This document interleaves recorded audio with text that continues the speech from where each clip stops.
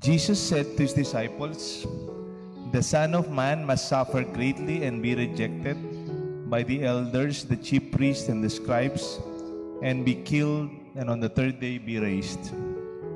Then he said to all, "If anyone wishes to come after me, he must deny himself and take up his cross daily and follow me.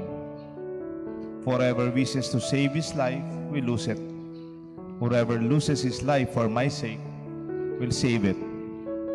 What profit is there for one to gain the whole world, yet lose or forfeit himself?" My dear friends, my dear brothers and sisters, the Gospel of the Lord. Praise to you, Lord Jesus Christ. In the name of the Father, the Son, and the Holy Spirit. Amen. Paradox in Jesus' teaching and paradox in our life and our own experience. Yung paradox, yung gusto sabihin parang kabaligtaran pero may katotohanan. Alam niyo po yung mga old school na camera, yung may film. Yung film na yon, bago maging picture, it must be developed in a very dark room. Dark room ang tawag. At yung film, bago maging picture, makikita muna yung kabaligtaran, yung reverse. Yung tawag doon, negative. Kaya nga negative eh. Tapos ididikit sa papel, sa printing paper, sa parang photo paper, dun palang lilitaw yung picture. Parang ganun yung paradox. Parang gusto mong makita dapat sa madilim, tapos gusto mong makita talaga, it has come from the negative side. Parang sinabi dito sa gospel. Sabi ni Jesus, whoever wishes to save his life will lose it, and whoever loses his life will save it. Hindi ba kabaligtaran yun? Isang data paradox. Gusto mong maranasan ang buhay mo, kailangan kang matutong mamatay. At kung sino man ang nakahanda na ibigay ang buhay, doon niya palang talaga makikita ang kanyang buhay. Kung minsan yung Beatitudes, yung kinakanta nating mapapalad ang mga taong mahirap, sometimes I can call them Jesus Canticle. Parang it's a song of Jesus.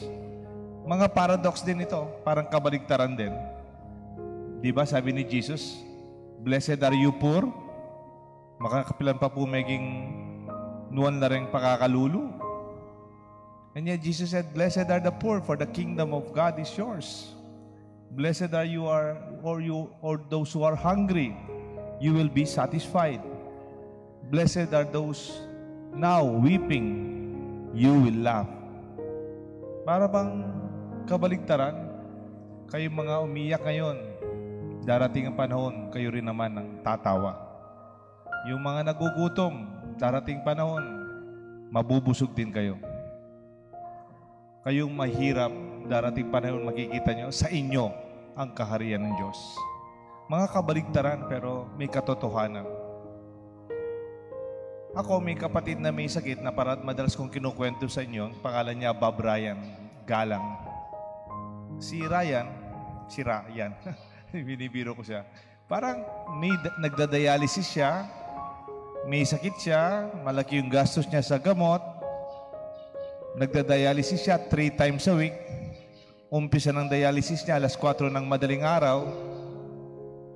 At madalas mayroon siyang aray sa katawan, yung mga side effects in the long run. 25 years patient dialysis plus through 2 kidney transplant. Pero alam niyo ano po yung tawag niya sa sarili niya? Parang kabaligtaran. Ang tawag niya sa sarili niya, "I am God's spoiled child." Spoiled anak na ko ng Diyos. Sabi ko, paano masasabing spoiled ka sa Diyos? May sakit ka. Nagda-dialysis ka. Gumagastos ka sa gamot. Parang sinasabi ni Ryan, hindi kuya, yung mas malalim kong pinagdarasal sa Diyos, binibigay niya. Parang sa atin, nakikita lang natin sa Kanya, may sakit, magastos, nahihirapan, madalas sa ospital. Pero ang tingin niya sa sarili niya, spoiled na anak ng Diyos. Dahil daw yung inihingi niyang mas malalim, binibigay ng Diyos. There must be blessings, not sufferings. For happy are the grateful, and the happy people are the those who are resentful. Ang nagpapasalamat, silang tunay na masaya. And those who always complain, those who emphasize too much of what is wrong or what is lacking, or who are envious and are always comparing themselves with others, they are the miserable ones. Kung minsan di naman sinasabi nating mabuting magkasakit, wala naman po sa atin magdasal na magkasakit tayo. Pero kung minsan nakikita ko sa karanasan, the paradox in our human life and our experience, kabaligtaran kung minsan nakikita natin. Halimbawa, kanina pong lunchtime, pagkatapos ng binyag dito, may pinuntahan po ako sa Daw. Daw dito lang sa I anointed the man. May sakit po siya. Cancer. Pero alam niyo po, napansin ko, second time ko na binisita, una sa ospital, ngayon sa bahay. Parang mas malakas siya ngayon. Pero hindi siya makagalaw dahil may sakit siyang mabigat na sakit. Pero nakikita ko yung mga kaibigan niya, mga high school classmates niya. He's from all-boys school. Nagsidatingan. From abroad, from Manila, hanggang ngayon siguro dumarating pa yung iba. Parang nagkakaroon sila ng reunion dahil may sakit yung kapatid na kaibigan nila. Madalas akong minemessage sa mga kaklase niya, Father, pagdasal mo si Father, tara, bisitahan natin. Father, anoint mo siya. And when they go to the sick person, I could feel the joy of their friendship and how they care for one another. Hindi ko sinasabing mabuting may sakit. Pero kung minsan, kagaya ng panahon, may sakit yung kapatid ko, kasabay po ng kasakit ng tatay ko, that was the moment I felt there's so much love in the family. There's so much concern.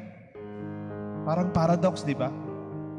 Kung kailan nahihirapan, doon natin nararanasan ang tunay na pagmamahal. Kasi nung walang sakit, we take each other for granted. Nakikita mo lang, parang okay lang. Pero pag nagkasakit, parang every moment matters. Every meeting is valuable. Every morning is a great grace.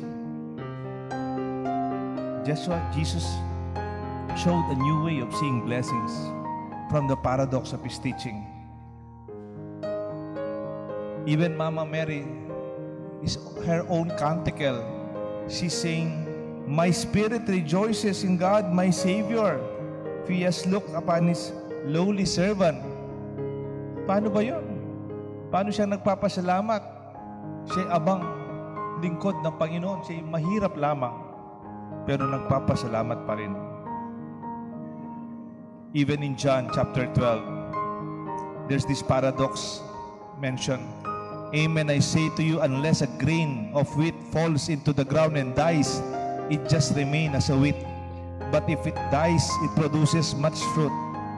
Whoever loves his life loses it, and whoever hates his life in this world, preserve it for eternal life. Parang malapit din po sa ebanghelyo natin ngayon, no? Ang ginamit na paradox ni Jesus. Tatanam kayo pong pale, di pa po yung pale hanggang ngayon mabalag, hanggang ngayon manabo kayong gabon, hanggang ngayon mate. Sumusbong ing bahayong pale. It must be that kind of kabaligtunaan. The irony, it prefers a wide-ranging potential, ambiguous in reality, that is always literally. Parang nakikita mo, kung may kamatayan, may buhay. You have to die in order to live. That is in from Matthew chapter 10. Gusto mong mauna, dapat marunong ka magpahuli. The first will be last. Behold, for those who are last will be first, and those who will be first will be last. Parang kabaligtaran ninyo, no? Pag inuuna mo yung sarili mo, lalo kang mahuhuli. Siguro ganito yung kaharian ng Diyos. Pag inuuna mo yung sarili mo, huli ka sa mata ng Diyos. Pero pag inuuna mo yung iba, nauuna ka sa kaharian ng Diyos. Even in light and darkness, magkabaligtad yan. Liwanag at dilim. Pero sinasabi ng John chapter 1:15, the light shines in the darkness, and darkness has not overcome it. Tignan nyo yung liwanag, nagiging matingkad pag madilim, at hindi matatalo ng dilim ang liwanag. There are many experiences of our human life. Kuminsan kung malalim ang pagtingin mo sa mata ng Diyos, nakikita natin kahit sa mahirap at problema, nakikita natin ang grasya. Naalala kong nanay ko, minsan umuwi ako, wala siya sa mood, parang medyo galit siya kasi ang daming nagpapaluto sa kasal. Tapos mayroon pang debut gabi. Tapos mayroon pang hinabol yung kapitbahay namin, birthday, yung isang bata. Sabi ng nanay ko, kapagal me. Pagod na pagod kami. Mayroon ng kasal, may debut. Tapos itong mamaya na yung birthday, ngayon palang sinasabi. Mamamalengke na naman ako nito. Sabi ko sa nanay ko, congratulations ma, pagod na pagod ka. It's a happy problem. Problema yan, pero masaya. Kasi maraming nagpapaluto sa iyo. Kasal, tibu, at birthday ng kapitbahay natin. Mas malungkot ako kung wala kang ginagawa. Kasi walang nagpapaluto sa iyo. Wala kang negosyo. Maybe in practical terms, we see paradox. The problem that we have are actually God's blessings for us.